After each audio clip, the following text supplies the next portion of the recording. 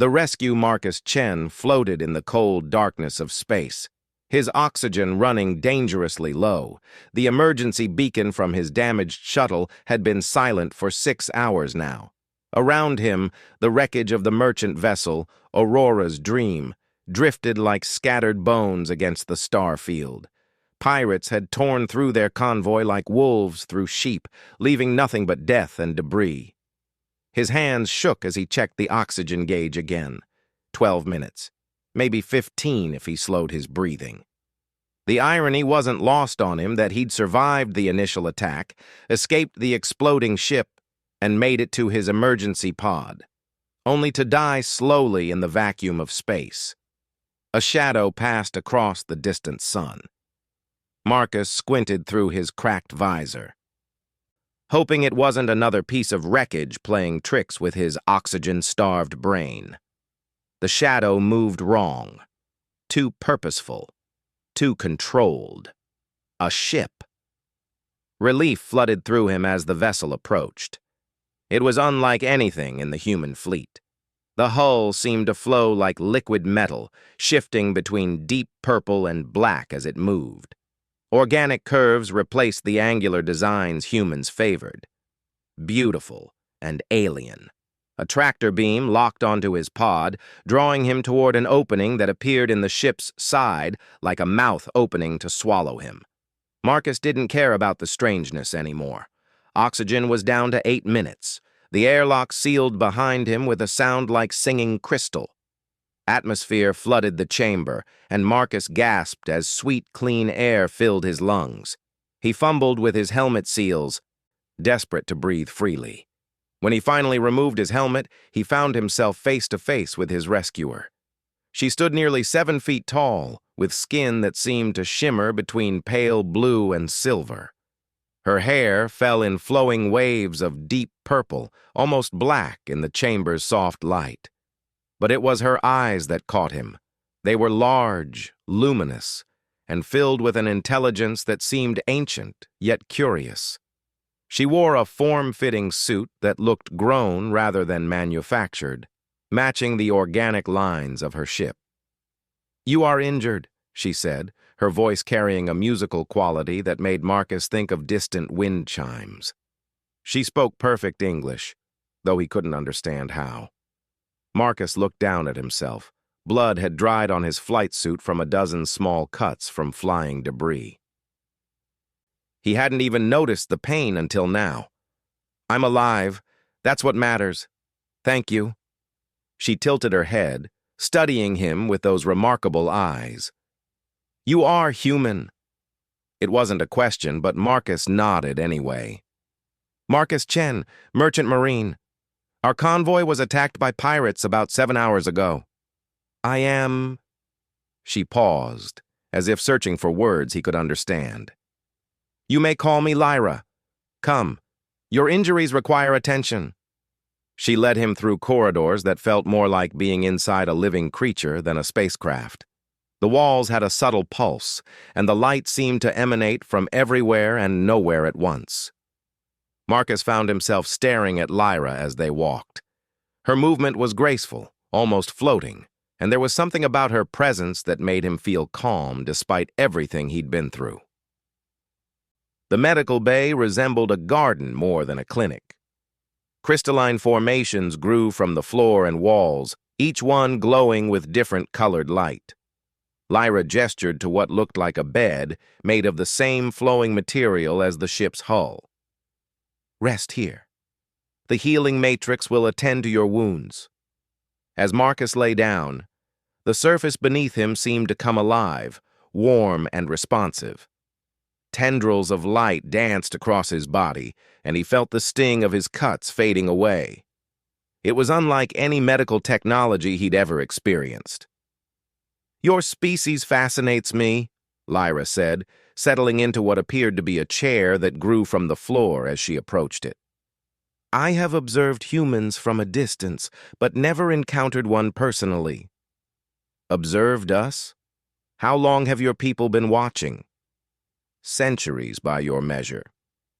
We are what you might call explorers, though not in the way your kind explores. We seek to understand consciousness, the spark of sentience that makes each species unique. Marcus felt drowsy as the healing matrix continued its work. What have you learned about us? Lyra was quiet for a long moment. You are contradiction made manifest, capable of great cruelty yet also incredible compassion. You create beauty and destroy it in the same breath. You are young as a species, barely past your first steps into the galaxy, yet you burn with such intensity. That sounds about right, Marcus said with a weak laugh. We're still figuring ourselves out. Your convoy, the attack. Tell me about it. The drowsiness faded as Marcus remembered. We were carrying medical supplies to the colonies in the Kepler sector. Nothing valuable, nothing worth killing for. But the pirates didn't care. They just wanted to hurt someone. And you fought them. I tried. We all did. But merchant ships aren't built for combat. We sent out distress calls, but the nearest patrol was days away. Marcus clenched his fists, feeling helpless all over again. 37 people on that ship. Good people. They're all dead because some pirates needed to feel powerful. Lyra leaned forward, her expression intense. You speak of them as if their deaths diminish you personally. They do.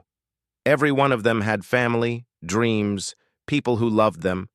Captain Morrison was 3 weeks from retirement. Dr. Sarah Kim was heading to her first assignment as a colonial physician. They mattered. This is what we find most puzzling about your kind. You form bonds with those who share no genetic connection. You sacrifice for strangers. It defies evolutionary logic. Marcus studied her face, trying to read the expression there. Maybe that's what makes us human. We're more than just evolution and survival instincts. Perhaps. Lyra stood, moving to what looked like a control surface that flowed up from the floor at her touch. Your injuries are healed. You should rest. The healing matrix has replenished your body, but your mind needs time to process what you've experienced. As she moved to leave, Marcus called out, Lyra, wait! Where are you taking me? She turned back, something unreadable in those luminous eyes. Where would you like to go? The nearest human outpost, I suppose. I need to report what happened. Make sure the families are notified. Of course. She paused at the entrance. Rest now, Marcus Chen. We will speak again. Alone in the medical bay, Marcus stared up at the ceiling that seemed to shift like a slow kaleidoscope. He should have felt grateful, and he did, but there was something else. The way Lyra looked at him, as if he were a puzzle she was trying to solve. The casual mention of her people watching humanity for centuries. The ship that seemed more grown than built. What kind of being was she? And why did he get the feeling that this rescue was something more than coincidence? The healing matrix hummed softly around him, and despite his questions, exhaustion finally claimed him. His last thought before sleep was of Lyra's eyes, ancient and curious. Watching him with an intensity that suggested this encounter was far from over. In his dreams, he floated again in the cold darkness of space. But this time he wasn't alone. A presence moved around him in the void, something vast and patient and utterly alien. It spoke without words, asking questions he couldn't understand about choices and chances, and the nature of connection across the gulf between species. He woke once in what he assumed was the ship's night cycle, though there was no real change in the gentle illumination. For a moment he thought he saw Lyra standing in the entrance to the medical bay, just watching him sleep. But when he blinked and looked again, she was gone, leaving him to wonder if it had been real or just another dream. The ship hummed around him like a living thing, carrying him through the stars toward an uncertain future. Whatever Lyra's people wanted, whatever this encounter truly meant, Marcus knew his life had changed in ways he couldn't yet comprehend. He was no longer just a merchant marine who'd survived a pirate attack. He was something else now, though he couldn't say what. Outside the ship, the stars wheeled in their ancient dance, indifferent to the small drama playing out in the vessel that moved between them. But for Marcus and Lyra, the universe had become a much smaller and more complicated place, filled with possibilities that neither of them fully understood yet. The understanding. Marcus woke to find the ship had changed around him.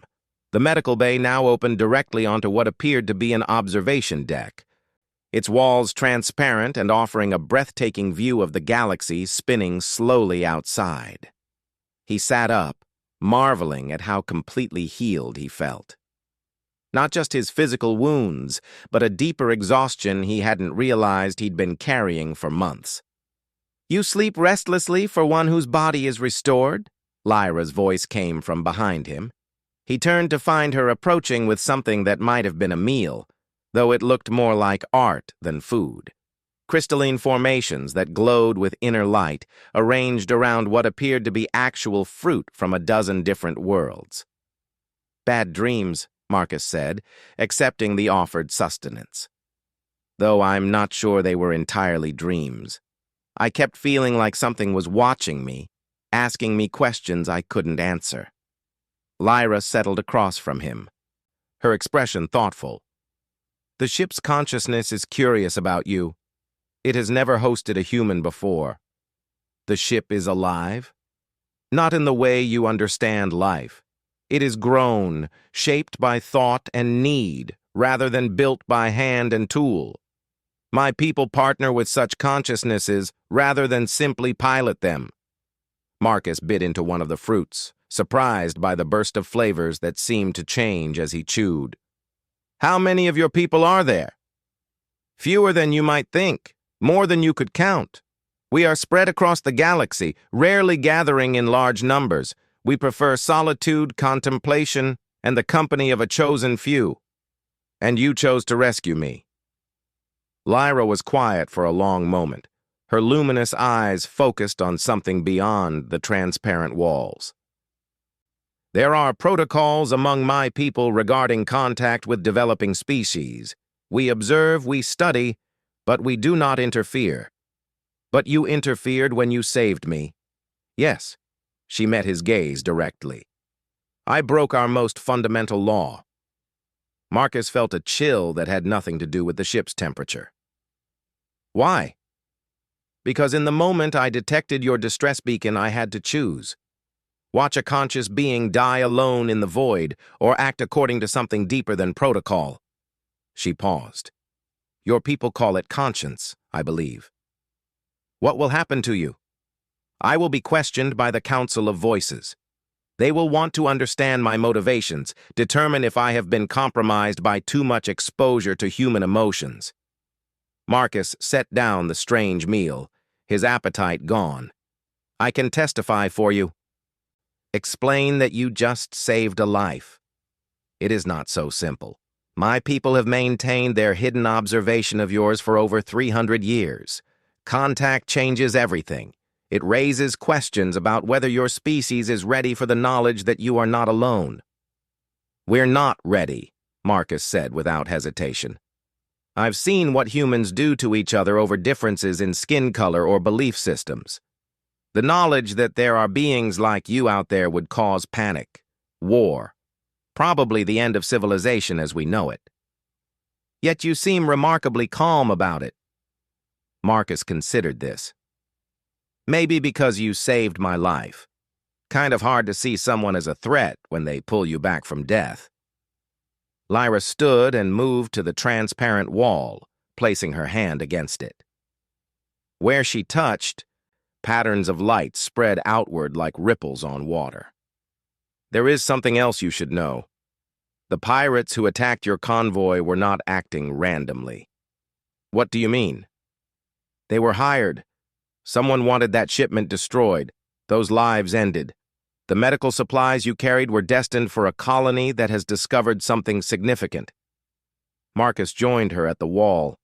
"What kind of discovery?" "Evidence of our presence," not us specifically, but signs that this galaxy has hosted advanced civilizations for millions of years. Your archaeologists on Kepler-7 found ruins that predate any known species development. The implications hit Marcus like a physical blow. Someone wanted to stop that information from reaching the colonies. Someone who benefits from humanity believing they are alone. Who profits from fear and isolation. But why tell me this? I'm just a merchant marine. Lyra turned to face him, and for the first time he saw something like vulnerability in her ancient eyes. Because I have made another choice that violates our protocols. I have decided to trust you. Before Marcus could respond, the ship's consciousness spoke directly into his mind. It wasn't words, but pure meaning, flowing through his thoughts like water through a riverbed. The sensation was overwhelming, but not unpleasant. The human consciousness is stronger than anticipated. The ship communicated. It does not fragment under direct contact. What is it saying? Marcus asked. It is evaluating your mental resilience. Most species require years of preparation before they can interface directly with a ship consciousness. Interface? Lyra placed her hand on his arm, and suddenly Marcus could feel the ship around him as if it were an extension of his own body. He sensed its vast intelligence, alien but curious. It was studying him with the same intensity he might use to examine a new form of technology. Why do you grieve for beings who shared no genetic material with you? The ship asked. The question came with images. The ship had somehow accessed his memories of the convoy, his shipmates, their final moments. Marcus felt his throat tighten as he relived their deaths. Because they were my people, he said aloud. Not by blood, but by choice. We chose to look out for each other. This choosing of family beyond genetics, it is unusual. Maybe, but it's what makes us human. The ship's attention focused on something deeper. Memories Marcus had almost forgotten. His childhood in the orphanages of Earth. The older kids who had protected him. The teachers who had seen potential in a scrawny kid with no family. The merchant marine officers who had given him a chance when no one else would. You have been choosing family your entire existence. I guess so. And now? Do you choose her as family? The ship's attention shifted to Lyra. Marcus looked at the alien woman beside him, her hand still resting on his arm, her expression unreadable. The question hung in the air between them, loaded with implications he was only beginning to understand. I don't know her well enough to make that choice, Marcus said carefully. Yet you would risk yourself for her well-being. It wasn't a question. Somehow the ship consciousness could read the truth in his thoughts. Even knowing her for less than a day, even understanding the vast gulf between their species, Marcus knew he would try to protect Lyra if she were in danger. That's different. That's just doing what's right. Is it? The ship withdrew its presence from his mind, leaving Marcus feeling strangely empty. Lyra removed her hand from his arm, her expression troubled. The ship is concerned, she said. It believes our contact has created an unprecedented situation. What kind of situation? A bond. Something beyond simple gratitude or curiosity. The ship's consciousness is ancient, Marcus. It has observed the development of dozens of species.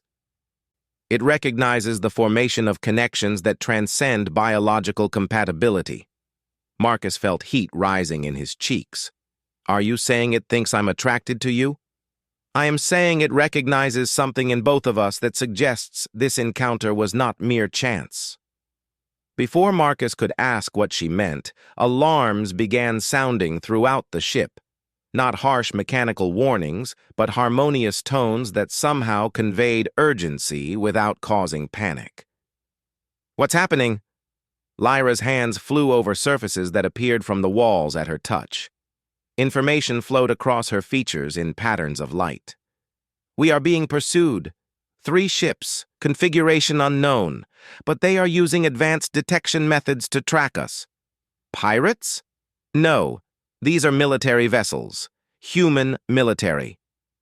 Marcus felt his stomach drop. How is that possible?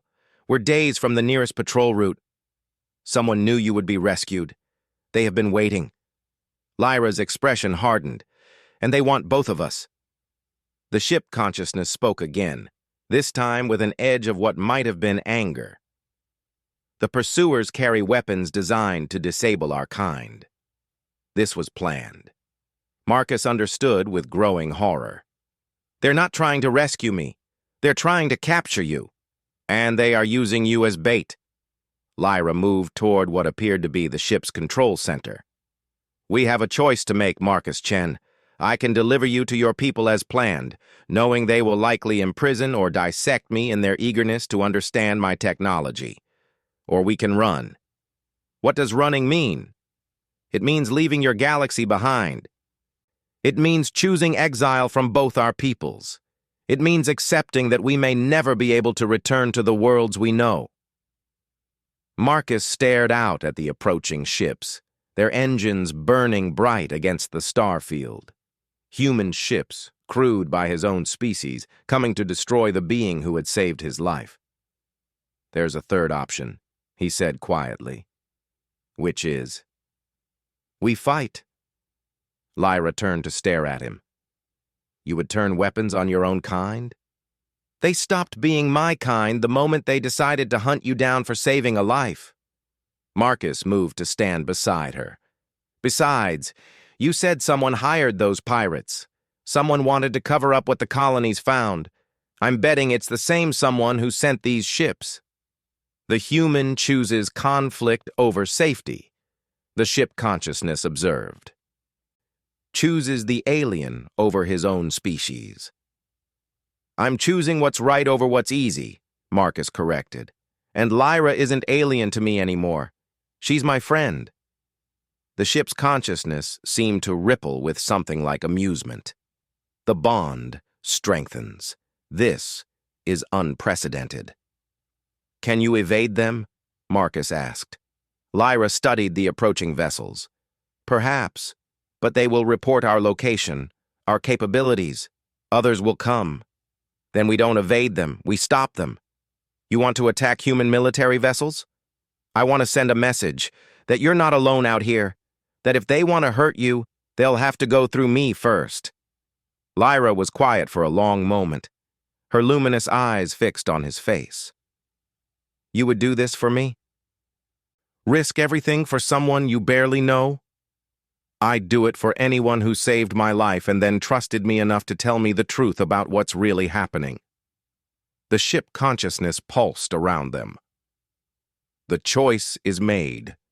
We fight together. As the human vessels closed in, Marcus felt something shift in the universe around him. He was no longer just a survivor of a pirate attack. He was something new, something that had never existed before in the galaxy. A bridge between species, a choice made across the vast gulf that separated worlds and peoples and ways of understanding existence. The battle that was about to begin would determine whether that bridge could survive or whether it would burn in the cold darkness of space, taking with it the possibility of something unprecedented in galactic history. Outside, the human ships prepared their weapons, unaware that they were about to face not just an alien vessel, but the beginning of an alliance that would change everything. The choice. The first human ship opened fire without warning. Energy beams lanced through space where Lyra's vessel had been moments before, but the organic ship flowed around the attacks like water avoiding rocks. Marcus felt the ship's movements through his connection to its consciousness, experiencing each evasive maneuver as if he were dancing through the void himself. They're not trying to disable us, Marcus observed, watching the weapon signatures on the displays that had grown from the ship's walls. Those are military-grade disruptors. They're trying to destroy us. Your people have concluded that my technology is too dangerous to be allowed to exist, Lyra replied, her hands moving across control surfaces that shifted and changed under her touch. They would rather see it destroyed than risk it falling into what they perceive as enemy hands. The ship consciousness spoke directly into Marcus's mind. They fear what they do not understand. This is common among young species. Young or not, they're about to learn that hunting you was a mistake, Marcus said grimly. A second ship moved to flank them, while the third positioned itself to cut off their escape route. It was a textbook military formation, designed to trap and destroy a single target, but they had planned for an ordinary ship, not something that existed at the intersection of technology and living consciousness. "Show them," Marcus said to both Lyra and the ship.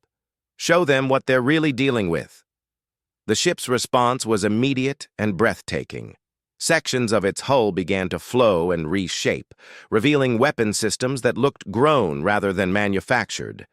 Energy gathered along its surface in patterns that resembled neural networks, each node pulsing with contained power. "My people are not warriors," Lyra said, her voice tight with concentration. "These weapons exist for protection only. Protection is all we need." The ship fired once, a beam of coherent energy that passed through the lead human vessel's shields as if they didn't exist. But instead of destroying the ship, the beam interfaced directly with its systems, overriding computer controls and shutting down weapons without harming the crew. Marcus watched in amazement as the human ship went dead in space, its engines dark, its weapons offline, but its life support systems intact. "You disabled them without killing anyone." "Life is precious," Lyra replied. "Even the lives of those who would take ours." The remaining two ships hesitated, their commanders undoubtedly trying to understand how their companion had been neutralized so completely. It was a hesitation that cost them the initiative. The ship consciousness reached out through space, touching the minds of the human crews with feather-light contact. Marcus felt it happening, sensed the alien intelligence making the briefest possible connection with his own species. "They are afraid," the ship reported. "Their leaders have told them we are invaders. Conquerors come to enslave their people." "Can you communicate with them directly?" "Not without risking their sanity. The gulf between our consciousness and theirs is vast." "But you can communicate with me." "You are different, changed by contact with her." The ship's attention focused on Lyra. "The bond has made you partially compatible with our mode of thought." Marcus understood. The connection he felt with Lyra, whatever it was, had altered him on a fundamental level, made him capable of bridging the gap between human and alien consciousness. "Let me talk to them," he said. Lyra looked at him with surprise. "Marcus, they believe you are either dead or captured. If you reveal yourself, they will assume you have been compromised." "Maybe I have been." "Maybe that's exactly what needs to happen." The ship opened a communication channel to the human vessels. Marcus felt the connection establish itself, heard the familiar crackle of human military communications equipment. "This is Marcus Chen, Merchant Marine, serial number 7749 Delta. I'm alive and unharmed aboard the alien vessel." The response was immediate. "Mr. Chen, this is Admiral Richardson aboard the UHS Defiance. We're here to rescue you. Can you provide information about your captors?" "They're not my captors, Admiral. They saved my life when pirates destroyed my convoy."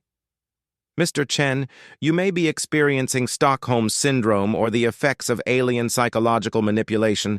We need you to distance yourself from the alien presence and prepare for extraction."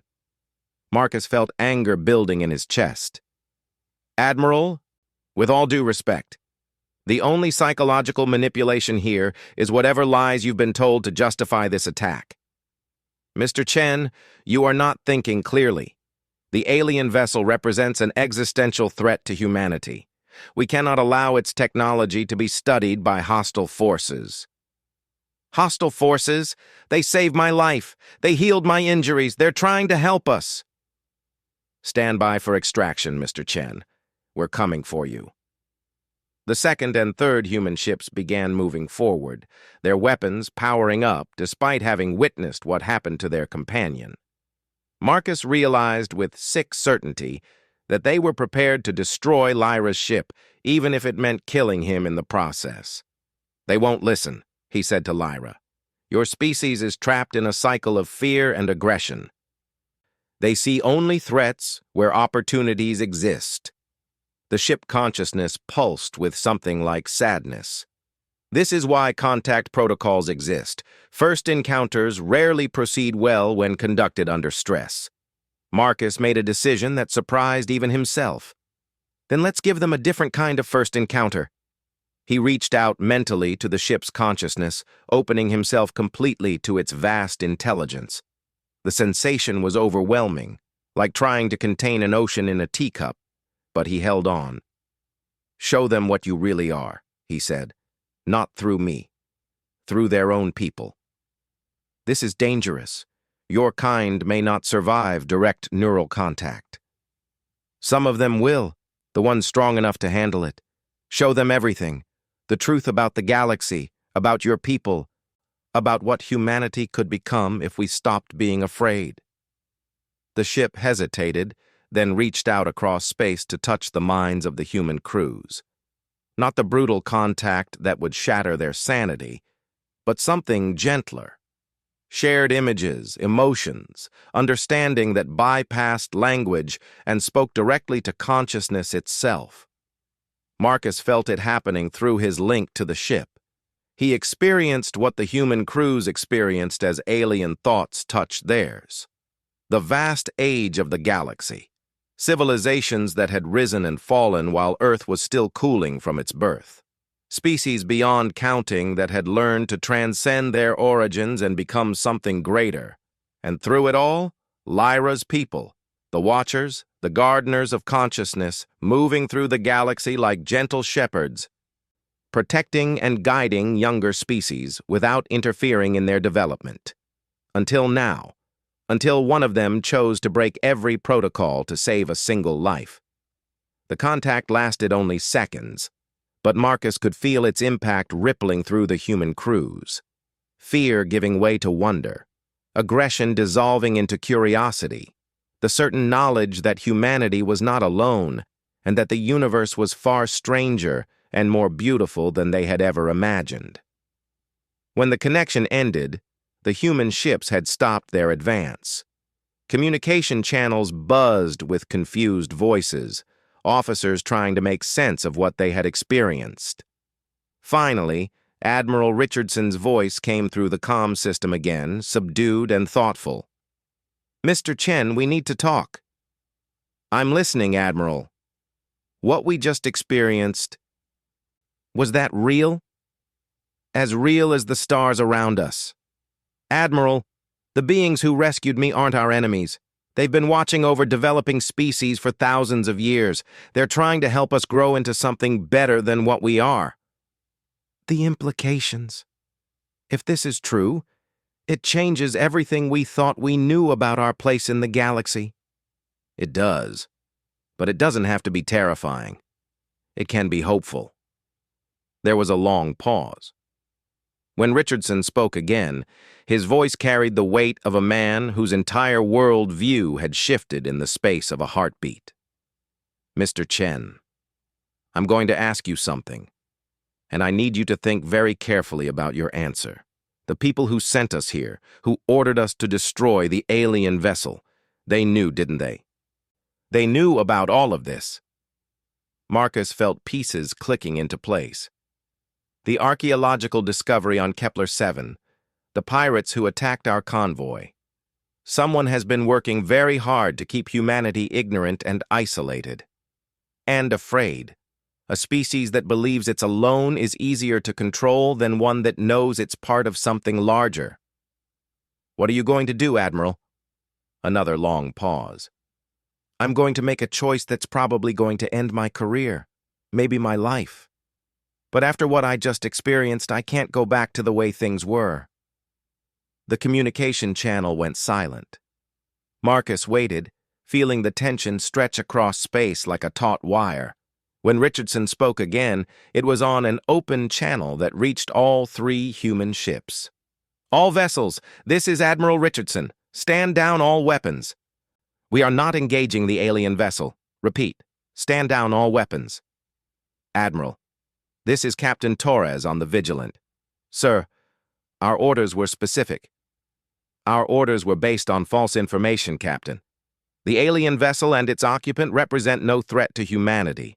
In fact, they may represent our best hope for surviving what's coming." "What's coming, Admiral?" Marcus felt Lyra's hand on his arm, her touch warm and reassuring.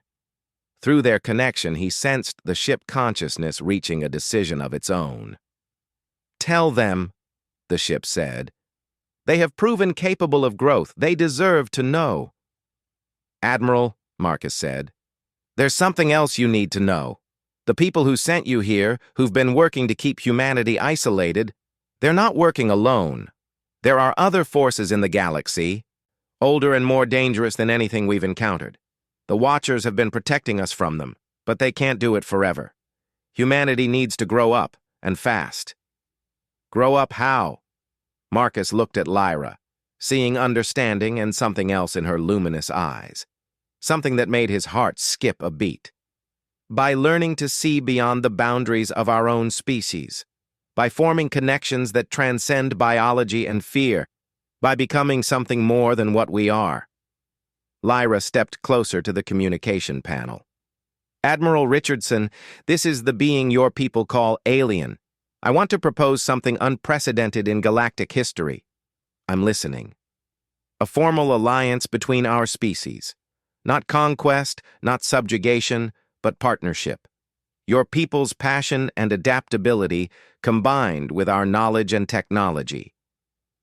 Together, we might become something neither of us could achieve alone." What would such an alliance look like? Marcus felt the ship consciousness around him, Lyra's presence beside him, and the weight of possibility stretching into the future. It would start small, with individuals willing to bridge the gap between worlds, people willing to choose understanding over fear. People like you, Mr. Chen? People like all of us, Admiral. Everyone who was willing to listen instead of shoot. Everyone who chose to grow instead of staying afraid. Lyra turned to him, her expression soft with something he was beginning to recognize. "Marcus Chen, Merchant Marine of the human species, I have a question for you." "What is it?" "My people have a concept that translates roughly as life bonding, a choice to interweave one's existence with another's, regardless of species or origin. It is rare, requiring perfect compatibility of consciousness and purpose." Marcus felt his breath catch. "What are you asking me?" "I am asking if you would be willing to try again, to attempt something that has never been done before in galactic history, to see if a human and one of my kind can create a bond that bridges not just our individual differences, but the gulf between our entire species." The ship consciousness pulsed around them with something that felt like joy. The bridge becomes permanent.